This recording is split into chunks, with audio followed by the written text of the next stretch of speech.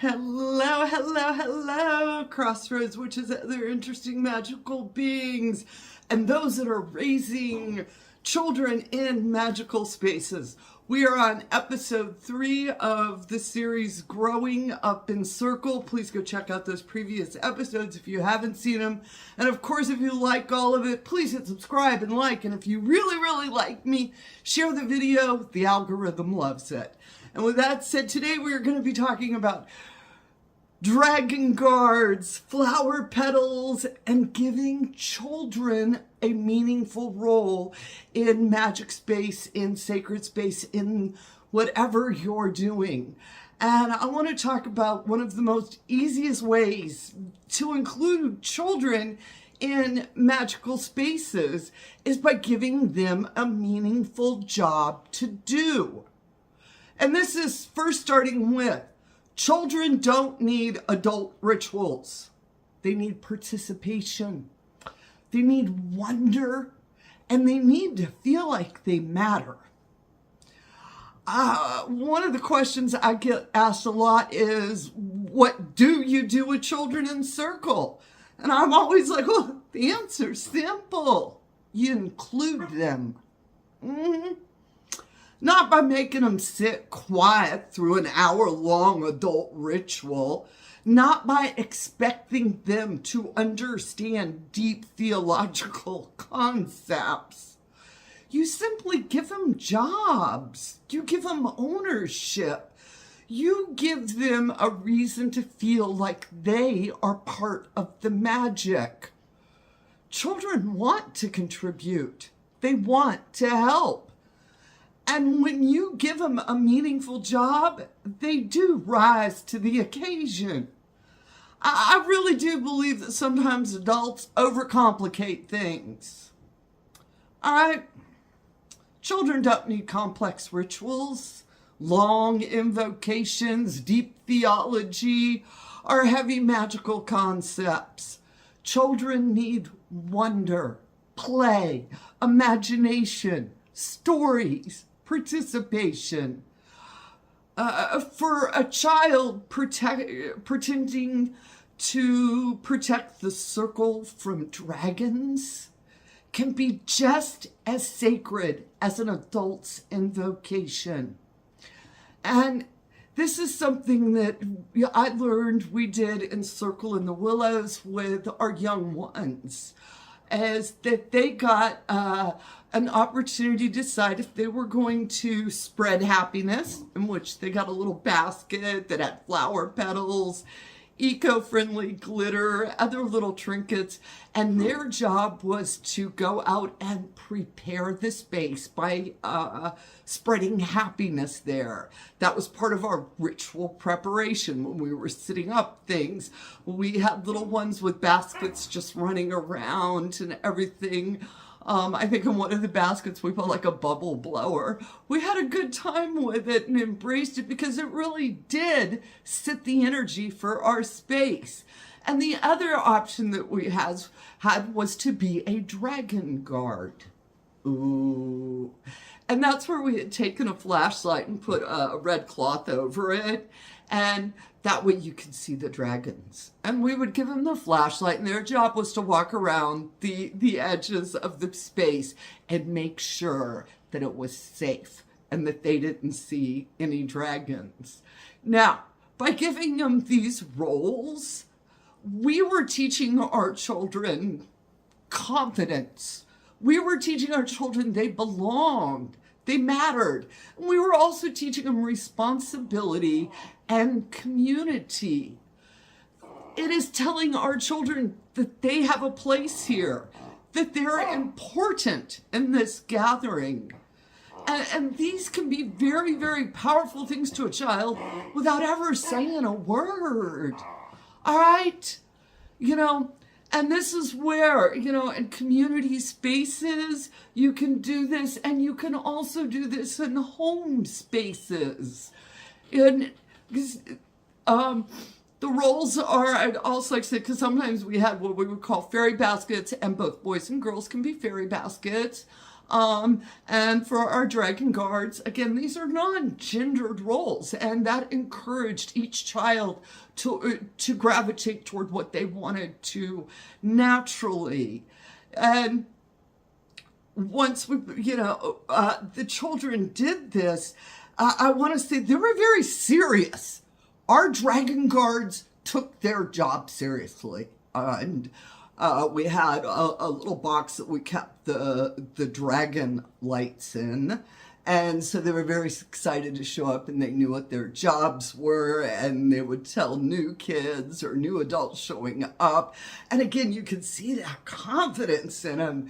And it was so amazing. And also the ones when my daughter, was like 4 or 5 years old, she would wear fairy wings and be a fairy and dance around and spread happiness.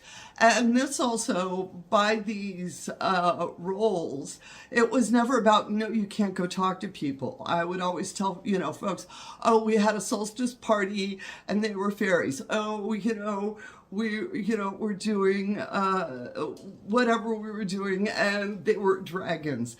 And that immediately just takes it out of the realm of spooky scary and into the realm of family friendly. Because we never wanted to tell our kids, oh, don't talk about this. It's very, because you know what a child's going to do, y'all. They're going to go talk about it. So instead we used words and we did things that they could talk about. And this is like for solitaires, where you can have your child, when you're getting ready to do something, give them the dragon flashlight. Have them go out and check the backyard. Have them go check the front porch. Have them go check around the house before bedtime and see, is everything safe? Are we all safe? And again, this responsibility. And this creates a memory that they will have for the rest of their lives. I know some of our little dragons have grown up and are now big adults teaching their own little ones to be dragons. And I've had those stories with them where they have these memories. All right. And this is also, again, they're a part of something. They belong. They matter. They're there learning to protect the home. Yeah, I know. You sit here thinking about it. The other one, of course, I talked about was spreading happiness. And we would put things in a basket and it was there for the little ones. And you can do this at home as well. If you want to sit your house to be a little happier, if you are wanting to do a full moon ritual, or if you're wanting to do a celebration including your children, get a basket. Have them set the space for you and ask them, is the space ready? Is it happy?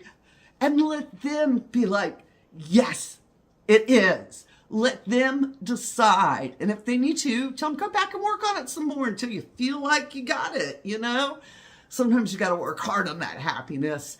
And then we would dance around. There were times where we would get into space and put on a good, fun music. There's a lot of very family-friendly pagan songs out there, and which you can easily include in whatever you're doing, and we can all dance around together. I just remember one of our little ones who's now grown up, who came and saw me and was talking about it, and that he, at that moment, was really looking for dragons. And I was just sitting and listening to him smiling because I was like, the sense of wonder. He kept it, that sense of imagination and everything, and that it's not about you have to do a spell with me, because that's not it. The magic is in the community. The magic is in being part of it, is belonging and helping to create. So when we're at home, we're going to allow our kids to help us decorate the table, help us pick flowers. We're going to allow them, to help us set up the altar the way they think it should be set up for this celebration. Ask them questions and then shut up and then listen. That's the most important thing, listening. All right?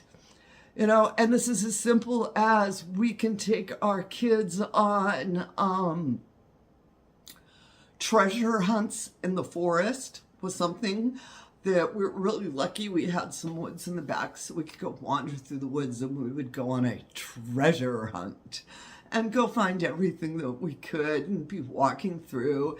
And you're going to find beautiful leaves, a feather, a rock, something that smells good, something that's seasonal. Every time the forest gives treasures, and let your kids discover those. And that's part of also, I think, going into the next part is understanding that kids have the magic of imagination. And we need to lean into what they're doing and telling us. Because in their world, trees do have personalities.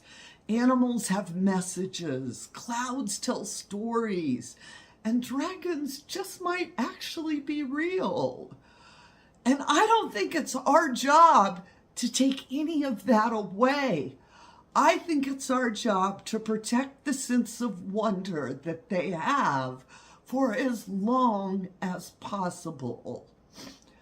And I really want a special word to our solitary parents right now. Excuse me. Yeah, I just made that little... I live in the low country and sinuses and y'all allergies. But, all right, solitary parents, I want y'all to listen to me. You do not need a coven. You don't need expensive tools. You don't need the perfect ritual. You don't need a giant celebration for a magical childhood to happen. You need to be around your kitchen table. You need to be on your front porch. You need to be walking in the woods, making tea, planting flowers. And in those moments, sharing with your child. Those small moments become traditions. Traditions become memories, and memories become roots. How many times have we said, oh, Mama used to do this, so I'm going to go bake this recipe in memory of Mama. My own daughter was watching me with my granddaughter in my garden, and I was talking to her about different flowers, and this is a happy flower. We were talking about my lavender and my roses and things like that. And I look over and I see my daughter just smiling. And she told me later, she was like, it was like I could remember those moments all back.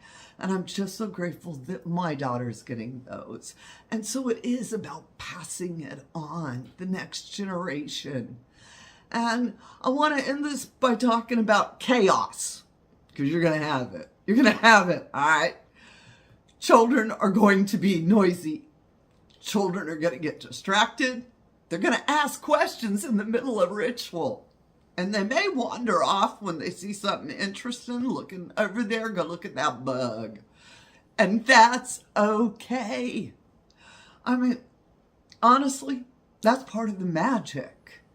Some of the most beautiful moments happen when things don't go according to plan.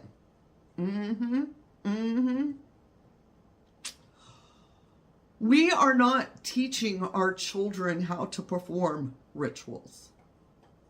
We are teaching them that they belong, that they matter, that there is a world full of wonder, and that they have a place in their family's traditions.